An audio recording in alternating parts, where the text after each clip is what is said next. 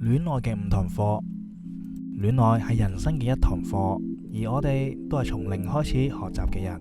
一、認識自己，愛情讓我哋照見內心最脆弱嘅一個，我哋先發現原來自己渴望被愛，亦都怕受傷。二、學會信任，當你開始相信佢，你其實都係學會放過過去嘅自己。信任係愛嘅根，都係兩顆心靠近嘅開始。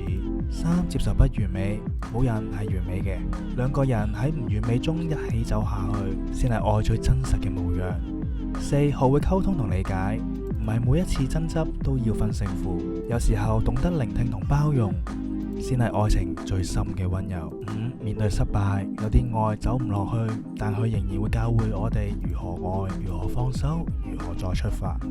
每一次心碎都係雕刻緊更成熟嘅我哋。戀愛這門課教會我哋唔單止係點愛人，更係點樣愛自己。即使結局唔係童話，但呢段嘅旅程總會讓我哋遇見更好嘅自己。